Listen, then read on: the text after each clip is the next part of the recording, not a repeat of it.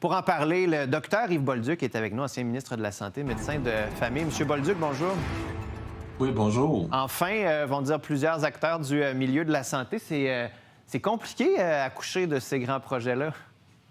Ah oui, c'est un projet très, très complexe. Puis je vous rappelle que moi, j'avais déjà annoncé, tout le monde en parle en 2012, que c'est un projet qui devait se faire. Ben oui, je Et sais. puis, je suis content de voir aujourd'hui la réalisation.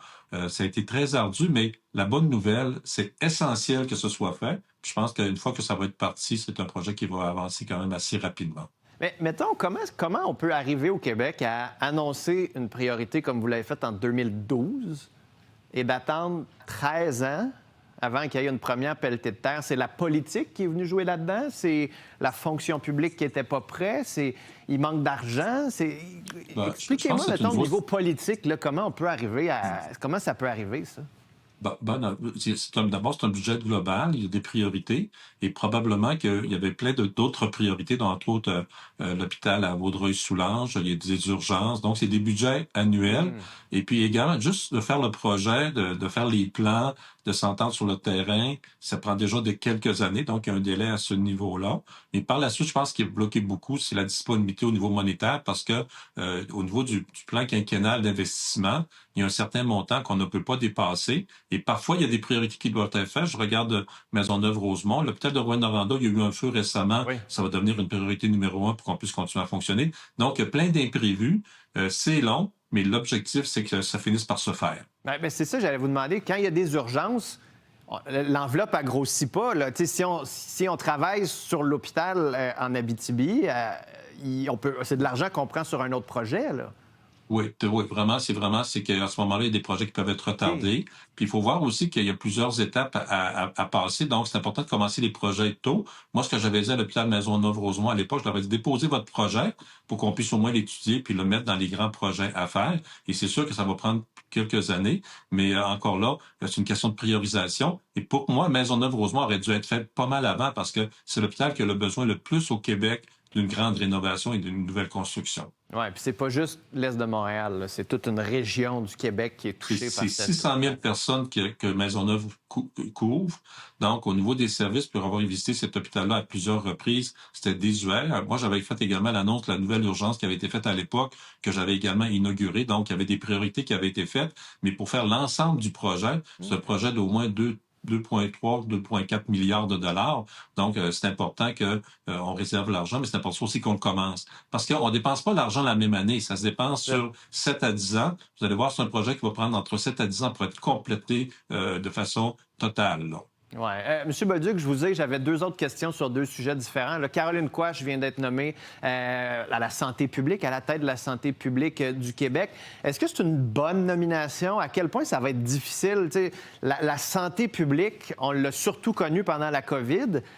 Mais aujourd'hui, la santé publique, c'est les vaccins, c'est les anti-vax, c'est ces colères-là, c'est politique. Il va être question d'environnement aussi dans les prochaines années. À quel point c'est une nomination périlleuse pour Mme Quach? D'abord, c'est une excellente nomination. Comme le Dr Boileau a fait un excellent travail, puis le Dr Roda auparavant, la santé publique au Québec est reconnue mondialement comme étant l'une des meilleures.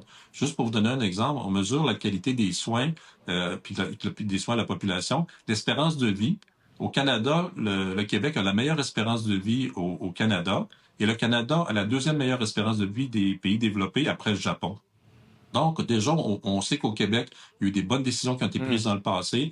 Notre santé publique se base sur des faits scientifiques, contrairement à ce qui est en train de se passer aux États-Unis.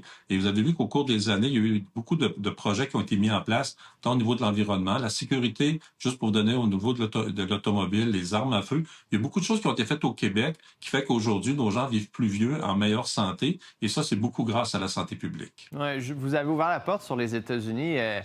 On a vu tantôt le témoignage de Robert Kennedy Jr., qui est maintenant celui qui s'occupe de la santé au sein du gouvernement Trump, se faire attaquer, se faire traiter de charlatan au moment où la Floride va supprimer tout ce qui est obligation vaccinale pour les écoliers. Tu sais, la question des fois qu'on se pose ici, c'est, OK, aux États-Unis, ils sont rendus très anti-vax malgré les sondages. Est-ce que ça peut nous affecter? Est-ce que la santé publique américaine peut avoir des effets sur nous? Est-ce que le fait qu'ils ne soient pas vaccinés, je sais pas, quand on va aller en Floride en voyage, par exemple, est-ce que ça peut être dangereux pour les Canadiens et les Québécois en particulier, ce qui se passe aux États-Unis?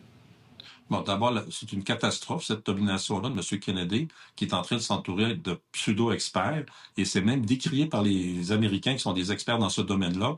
Juste pour donner un exemple, l'Association de pédiatrie a décidé de faire des recommandations qui avant étaient conformes à ce que le CDC faisait, qui maintenant vont être différentes, tout simplement parce que c'est des incompétents à tous les niveaux. Ça, là, je vous le dis, je parle avec émotion, là, ce sont des incompétents et c'est dangereux pour les Américains. Pour le Canada, je pense qu'il n'y a pas trop de risques parce que la santé publique canadienne et puis au Québec se base sur des faits scientifiques. On suit les recommandations internationales, ce qui se fait en Europe, en Australie, ce qui se faisait auparavant aux États-Unis. C'est triste parce que les Américains étaient un leader au niveau de la santé publique dans leurs recommandations. Et vous savez qu'aux États-Unis, pour que les assurances payent, il faut qu'il y ait une recommandation officielle. En enlevant les recommandations officielles comme il s'en vient, ça veut dire que les gens qui pourront plus se faire vacciner gratuitement.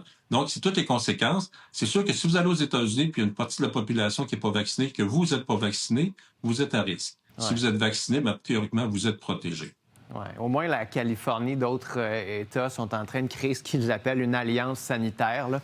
On va peut-être voir ce schisme-là se creuser, malheureusement, aux États-Unis. Yves Bolduc, merci d'avoir été là. À très bientôt. Un grand plaisir. Au revoir.